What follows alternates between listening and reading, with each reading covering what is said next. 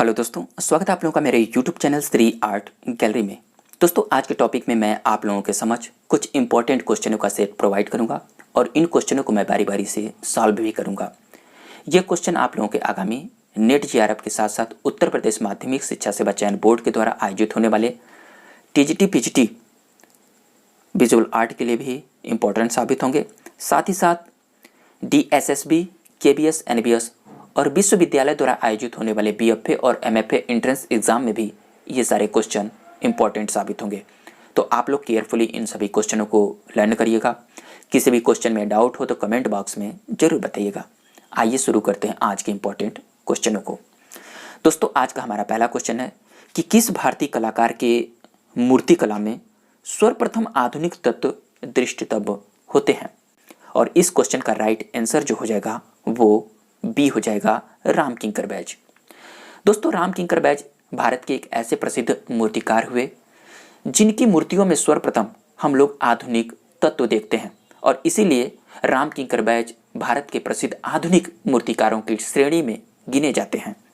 रामकिंकर बैज बंगाल अर्थात शांति निकेतन के एक ऐसे मूर्तिकार हुए जिनकी राष्ट्रीय स्तर पर बहुत ही ख्याति है। इनकी मूर्तियों को जब हम लोग देखते हैं तो ऐसा देखते हैं कि स्थानीय निकायों से प्राप्त होने वाले सामग्रियों के माध्यम से ही इन्होंने अपनी मूर्तियों को गढ़ा था।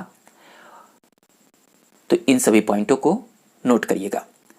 तो क्वेश्चन नंबर फर्स्ट का राइट आंसर जो हो जाएगा वो बी हो जाएगा। हमारा अगला क्वेश्चन है कि तून हुआंग गुफा कहाँ स्थित है।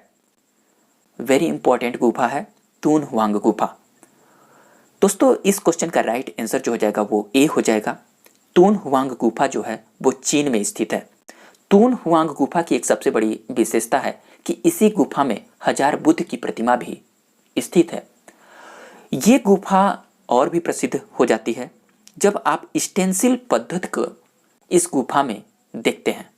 स्टेंसिल पद्धति में इन गुफाओं में बहुत ही सुंदर अंकन भी किया गया है, इसलिए तून हुआंग गुफा बहुत ही फेमस है। इस पॉइंट को नोट करिएगा। तो क्वेश्चन नंबर 2 का राइट आंसर जो हो जाएगा वो फर्स्ट हो जाएगा। नेक्स्ट क्वेश्चन है कि जापानी अनुष्ठानिक वस्त्र किस छाप के उत्कृष्ट उदाहरण है।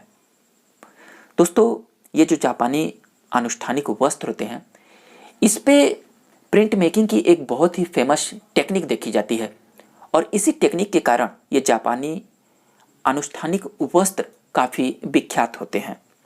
और इसमें जो हमें टेक्निक दिखाई देता है वो है स्टेंसिल छाप, जो कि आज वर्तमान में सिल्क स्क्रीन अर्थात सेरीग्राफी के नाम से भी जाना जाता है। इस पॉइंट को नोट करिएगा। तो क्वेश्चन नंबर 3 का राइट आंसर जो हो जाएगा वो फर्स्ट हो जाएगा, स्टेंसिल छाप। हमारा अगला क्वेश्चन है कि सिल्क स्क्रीन किस सदी में अस्तित्व में आया। दोस्तों, सिल्क स्क्रीन अर्थात सेरीग्राफी का जो प्रारंभ होता है वो 19वीं शताब्दी के प्रारंभ में इस टेक्निक को स्थान मिला था और इसमें कार्य करने वाले जो कलाकार थे वो काफ़ी ख्याति प्राप्त कर रहे थे।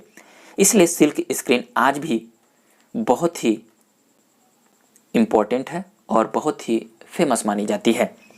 तो क्वेश्चन नंबर 4 का राइट आंसर जो हो जाएगा वो बी हो जाएगा। हमारा अगला क्वेश्चन है कि किस भारतीय कलाकार के चित्रों में टेक्सचरल अर्थात बुनावट की अद्भुत विशिष्टता दृष्टितब्य होती है। तो इस क्वेश्चन का राइट आंसर जो हो जाएगा वो बी हो जाएगा। SP पाल, जिनको हम सुरेंद्र पाल जोशी के नाम से भी जानते हैं और भारत के एक ऐसे चित्रकार के साथ साथ म्यूरल डिजाइनर के रूप में भी जाने जाते हैं सुरेंद्र पाल जोशी। और इनकी जब चित्रों को हम लोग देखते हैं तो इनके चित्रों में एक टेक्सचरल अर्थात बुनावट की भाव प्रदर्शित होता है। ऐसे प्रतीत होता है कि इनके जो चित्र हैं वो बुने हुए से हैं, परंतु सुरेंद्र पाल जोशी जी एक ऐसे भारतीय कलाकार हुए जो कि नवीन टेक्सचरों के माध्यम से प्रयोग किए और इनके चित्रों में जो भी नजर आते हैं वो टेक्सचर की अद्भुत विशिष्टता नजर आती है। सुरेंद्र पाल जोशी का जो जन्म होता है वो 1950 में देहरादून में हुआ था। इस पॉइंट को भी नोट करिएगा। तो तो क्वेश्चन नंबर 5 का राइट आंसर जो हो जाएगा वो बी हो जाएगा। हमारा नेक्स्ट क्वेश्चन है कि रोडिन मुख्यतः जाने जाते हैं। तो क्वेश्चन नंबर 6 का राइट आंसर जो हो जाएगा वो बी हो जाएगा। दोस्तों रोडिन जो थे वो मुख्यतः मूर्तिकार थे और इनका जो संबंध था वो फ्रांस की प्रभाववाद से बहुत ही प्रभावित माने जाते हैं। तो इन सभी बातों को नोट करिएगा। तो क्वेश्चन नंबर 6 का राइट आंसर बी हो जाएगा। हमारा नेक्स्ट क्वेश्चन है कि तुझके जहांगीरी के मुख्य पृष्ठ के लिए किस चित्रकार ने चित्र बनाया था। तुझके जहांगीरी बहुत ही फेमस है और जहांगीर के शासनकाल की ये अद्भुत कृतियों में से एक मानी जाती है और इसके लिए जो मुख्य पृष्ठ पर चित्रांकन किए थे वो फेमस कलाकार अबुल हसन के द्वारा किया गया था। इस कार्य को जो अंजाम दिया गया था वो इसी कलाकार के द्वारा दिया गया था और तुझकी जहांगीरी बहुत ही प्रसिद्ध हुई। तो क्वेश्चन नंबर 7 का राइट आंसर जो हो जाएगा वो बी हो जाएगा। हमारा अगला क्वेश्चन है कि पद्मश्री अर्जुन प्रजापति प्रसिद्ध थे। दोस्तों अर्जुन प्रजापति का जो संबंध है वो राजस्थान राज्य से रहा। यह भारत के एक ऐसे स्वप्रसिद्ध कलाकार हुए जिनकी ख्याति राष्ट्रीय स्तर के साथ साथ अंतर्राष्ट्रीय स्तर पर भी देखी जाती है। इन्हें भारत सरकार के द्वारा पद्मश्री पुरस्कार भी प्राप्त हुआ है जिसे पद्मश्री अर्जुन प्रजापति के नाम से भी काफ़ी विख्यात हुए। तो प्रसिद्ध अर्जुन प्रजापति जो थे एक भारत के मूर्तिकारों की श्रेणी में गिने जाते हैं। तो क्वेश्चन नंबर 8 का राइट आंसर बी हो जाएगा। हमारा अगला क्वेश्चन है कि उत्तर प्रदेश के किस जिले में टेराकोटा ग्राइडर की स्थापना की गई है। दोस्तों ये जो टेराकोटा ग्राइडर है बहुत ही फेमस है। ये स्थानीय कलाकारों और इस कलाकृति को एक पहचान देने के लिए, इसकी ख्याति दिलाने के लिए गवर्नमेंट ने बहुत ही सराहनीय कार्य किए थे और इस ग्राइडर का निर्माण उत्तर प्रदेश का प्रमुख जिला जो कि माननीय प्रधानमंत्री नरेंद्र मोदी जी का संसदीय क्षेत्र रहा और वो है वाराणसी। वाराणसी में टेराकोटा ग्राइडर की स्थापना की गई है। तो क्वेश्चन नंबर 9 का राइट आंसर जो है वो सी है।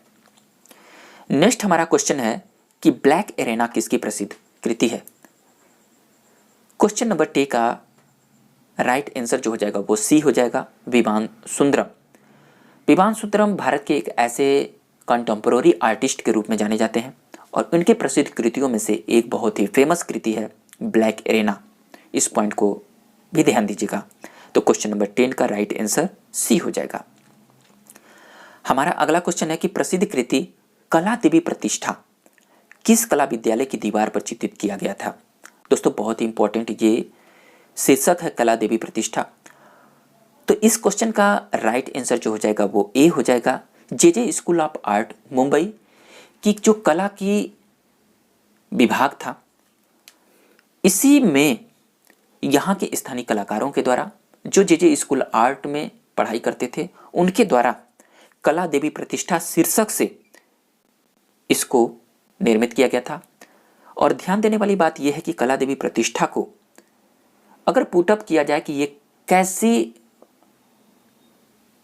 मूर्ति है, पेंटिंग है या म्यूरल है, तो आप लोग ध्यान दीजिएगा कि ये कला देवी प्रतिष्ठा जो थी ये जे स्कूल ऑफ आर्ट के कलाकारों ने इसको म्यूरल के माध्यम से प्रस्तुत किया था, अर्थात यह एक प्रसिद्ध भित्ति चित्र है। इस पॉइंट को नोट करिएगा। तो क्वेश्चन नंबर 11 का राइट आंसर ए हो जाएगा। हमारा नेक्स्ट क्वेश्चन है कि प्रसिद्ध पुस्तक mural painting of Bombay school किसकी है।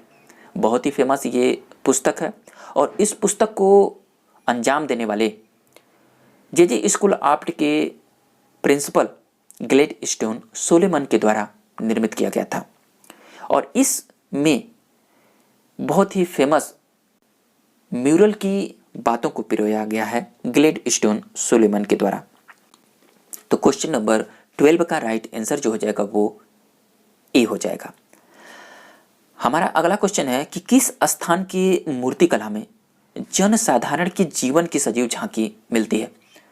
और इस क्वेश्चन के आप लोगों के समक्ष 4 ऑप्शन दिए गए हैं, भरहूत, बोधगया, अमरावती और उपयुक्त सभी। दोस्तों ऑप्शन को भी देखने से आप लोगों के आंसर प्रस्तुत होते हैं। जब ऑप्शन हम लोग देखते हैं तो इन ऑप्शनों से जो शीर्षक निकल कर आता है कि भरहुत, बोधगया और अमरावती में जो भी मूर्तियों का अंकन किया गया है उसमें सदैव जनसाधारण के जीवन की सजीव झांकियां ही प्रस्तुत की गई हैं। तो इस क्वेश्चन का राइट आंसर जो हो जाएगा वो डी हो जाएगा, उपर्युक्त सभी। हमारा अगला क्वेश्चन है कि किन गुहा चित्रों में मानवीय भावनाओं की सुंदर अभिव्यक्ति मिलती है। बहुत ही सुंदर क्वेश्चन है। इस क्वेश्चन के भी 4 ऑप्शन दिए गए हैं, अजंता, एलोरा और बाघ, उपर्युक्त सभी।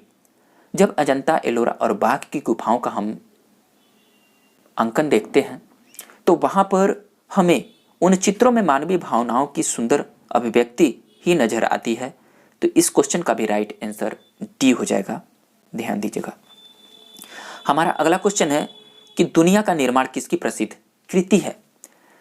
दोस्तों, दुनिया का निर्माण जिसको हम क्रिएशन ऑफ वर्ल्ड के भी नाम से जानते हैं, और इस क्वेश्चन का राइट आंसर जो हो जाएगा वो ए हो जाएगा। यह कृति जो निर्मित की गई थी वो वेस्टर्न आर्ट के प्रसिद्ध कलाकार माइकल एंजेलो के द्वारा निर्मित किया गया था, और माइकल एंजेलो ने इस कृति को सिस्टाइन चैपल की छतों पर निर्मित किया था, और इस कृति का नाम दिया गया था क्रिएशन ऑफ वर्ल्ड, अर्थात दुनिया का निर्माण। इस पॉइंट को भी नोट करिएगा। और इस कृति को माइकल एंजेलो ने 1508 से 1512 के दौरान इसको निर्मित किया था, ध्यान दीजिएगा। और माइकल एंजेलो बहुत ही फेमस कलाकार हैं।